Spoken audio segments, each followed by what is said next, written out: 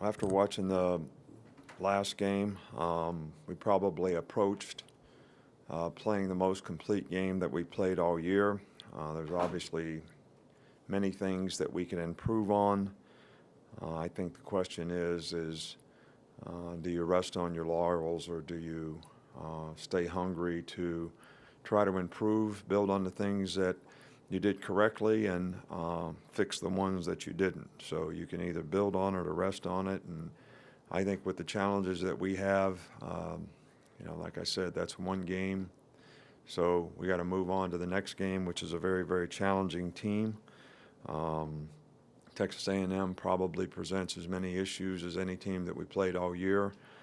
They have very well coached. Kevin Sumlin's done a really good job there. Offense, defense, and special teams.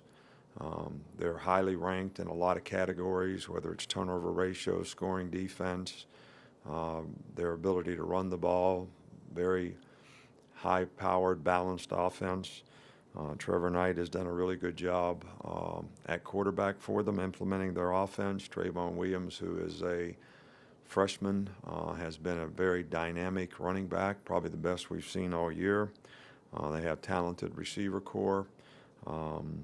Really have some dominating players on defense, and Myles Garrett and Deshaun Hall, the two defensive ends that create a lot of problems in terms of being great edge rushers, and they've been very opportunistic on defense in terms of getting turnovers. So a lot of things important for us to do very well in this game, and it's going to take all phases doing them well to have a chance to be successful.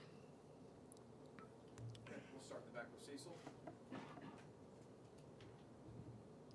Coach, you've faced their quarterback before, obviously Trevor Knight, and had a big game against you in the Sugar Bowl. What do you remember about him, about that game, and what have you seen from him this year? Well, he's an outstanding athlete and very capable running the ball. They have a lot of quarterback runs where he has made a lot of explosive plays, whether it's quarterback draws or zone read slipper plays where he keeps the ball and has a blocker in front of him. He's improved, and he passed the ball well when we played against him before, but that was supposed to be the issue, and he has done that extremely well this year for them to create the kind of balance in their offense that makes them very difficult to defend. So he's an outstanding player from a production standpoint. He is as productive as anybody we played against all year. We'll hear in the middle with Michael. How hard is it to transition from a traditional running game straight ahead to going almost primarily read option this year? And how has Jalen done in making those reads? Jalen's done a good job in making those reads. I think he's very comfortable, doing those things. I don't think the plays that we run are that much different than we've run before. I just think that he adds an extra element to it that makes the defense have to account for him, which makes them, in some cases, a little softer on some of the other things that we do, which I think all those things complement each other to help our offensive team. I still think that we need to make some improvements in the overall, passing game, whether it's protection, route running, reading, getting the ball out of our hand, especially when you play against a team like this who can rush, and the speed of the game is going to speed up. So there's plenty of it for us to work on, and to continue to build on the things that we've done well, but we've got lots of things to work on to improve on. Right side here with Tony.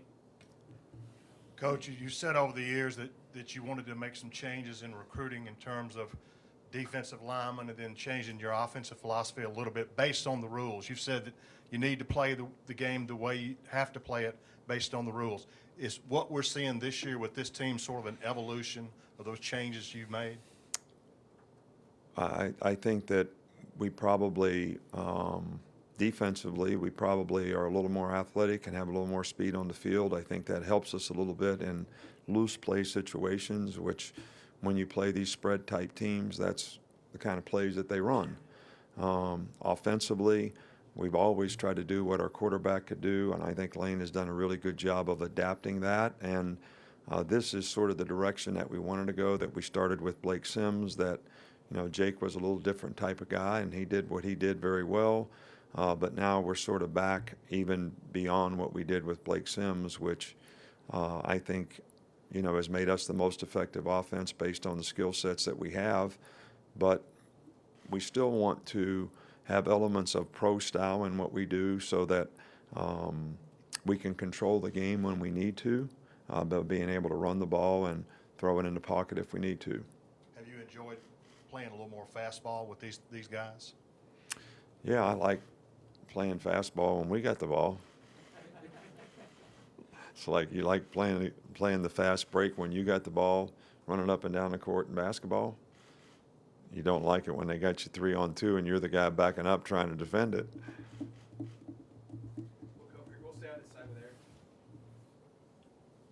What kind of progression has Miller Forstall made since he first got on campus in January? And how does he help you in the run game?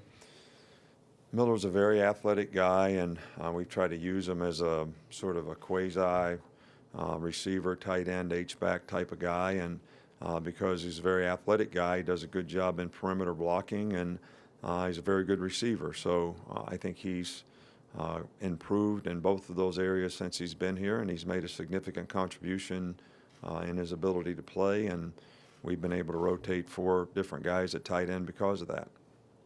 Go up front here with Ken.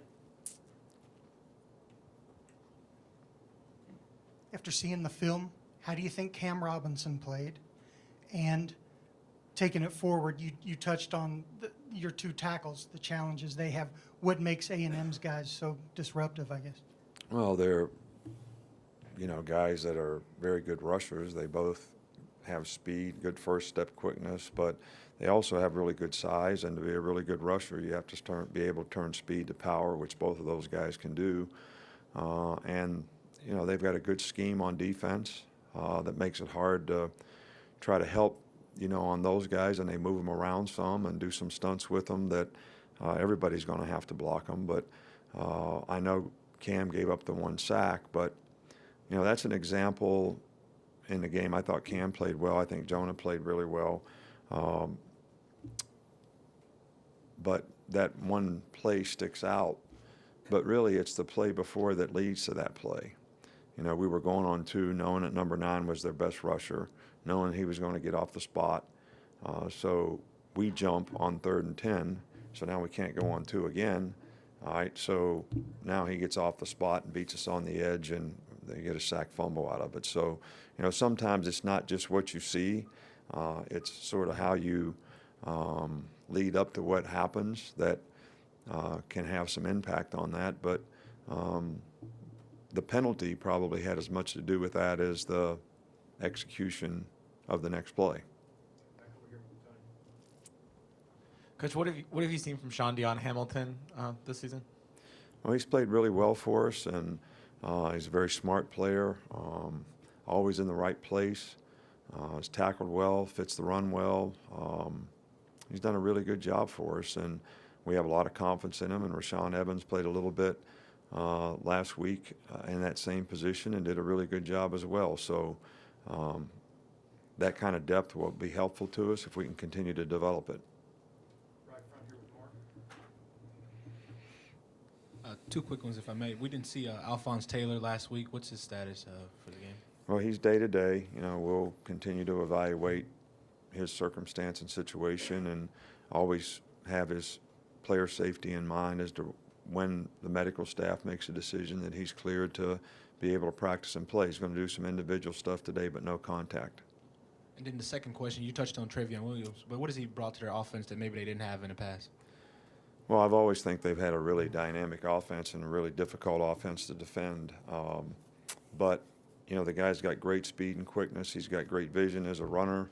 The field is spread, quite a bit when you play them. So if everybody doesn't fit it exactly right, there's a lot of air between him and the next defender, and he certainly knows how to take advantage of it. He's got a great burst and speed and great cutting ability. So this guy is, the real deal in my opinion. We'll stay over here with Ben. Can you use any of the film of the Sugar Bowl a couple years ago as you prepare for Trevor Knight, or is that kind of too far removed from now to have much of an effect?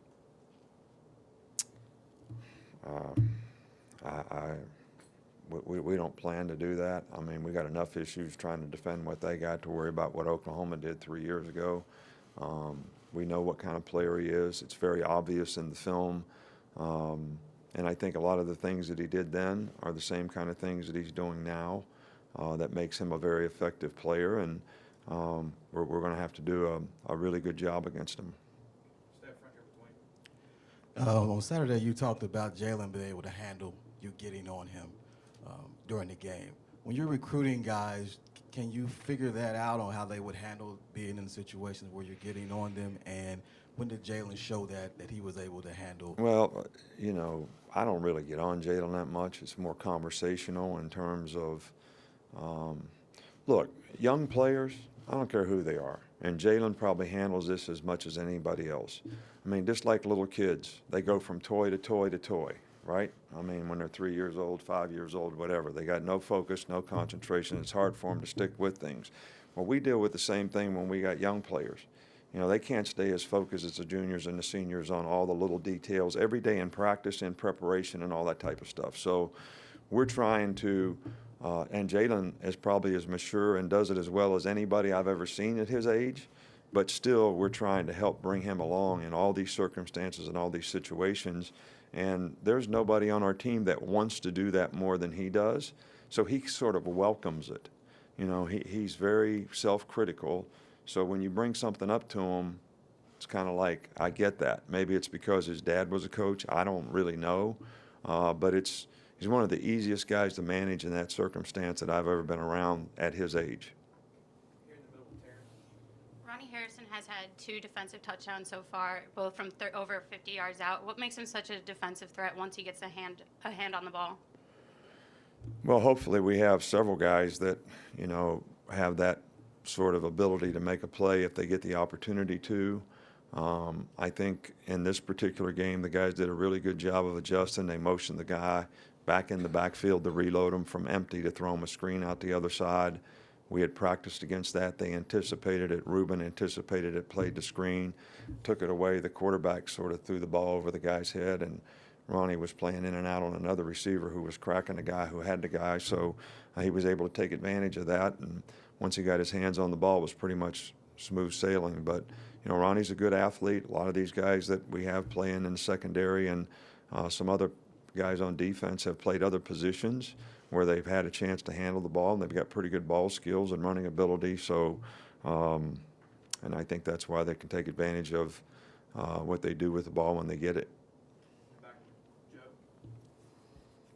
Hey, Coach. In terms of the outside talk of what your team is and what it could be, how much do you feel the need to tell the players not to focus on the big picture, and how much of that do you entrust to the upperclassmen? Well, first off, I don't know what the outside talk is.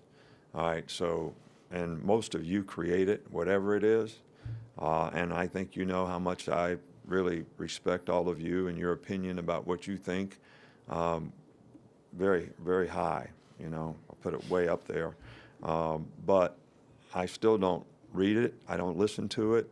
We encourage the players to stay focused on the things that matter, and those are external factors that I call clutter that really can affect your psychological disposition about how you need to compete the next game, because you can get satisfied with people patting you on the back for what you did last week, and then, you know, you get punched in the nose the next week. So it takes a special kind of maturity and a special kind of competitor to understand that. And it comes from understanding how much you have to respect winning and how hard it is to do that and what it takes to prepare to do that. And I'm not being disrespectful in any way, but you have to be a competitor to understand that. And we technically look at what our team needs to do, and hopefully our players are going to respond to that and build on it and not listen to what anybody else has to say. Stay in the back with Scott. A couple more. Hey, Nick, you told us a couple of years ago, I think it may have been Greg Williams, Saints, about all this stuff, how you guys go to the numbers on a turnover or kick return and set up the wall and different things. I'm just curious, have you added anything to that from the last few years, why you're so successful scoring like that? And if people are contacting you now about what you do? on those kind of things? Well, I haven't talked to anybody about what we do. I mean, if we tell everybody what we do, then what do we do when we play them? This is kind of a profession that you try to hope that you can come up with something that somebody doesn't expect you to do so that you have or give your players a better chance to be successful doing it. But, you know, we just continue to emphasize the attack the ball. We start every practice every day with turnover drills, effort to the ball, more guys around the ball, ripping at the ball, all these types of things, playing the ball in the air when the passes are thrown, making a critical decision of whether I intercept it, swat and hook it, tackle the guy. So these are all just fundamental things that we continue to try to emphasize, and I think players make plays.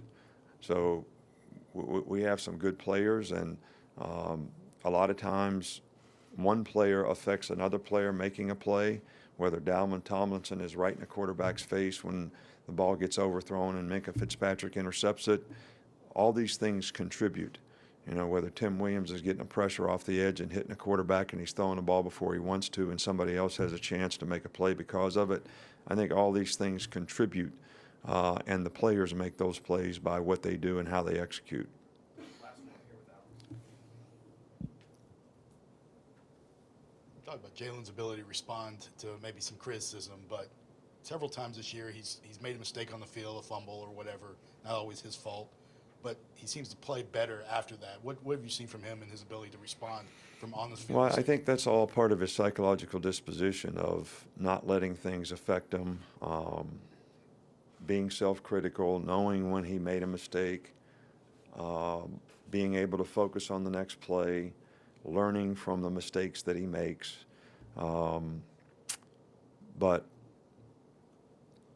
And I think this is the right stuff that we talk about, that players need to have to be able to improve. If you can't be self-critical or you're defensive toward any kind of correction or criticism, it makes it very difficult for you to learn and grow. And I think one of his greatest assets is he's like a sponge when it comes to those types of things, and I think that's going to enhance his development, and he's probably where he is now as a freshman because of that. And he's been that way for a long time, and that's all been helpful to his development and his maturity. Thank you.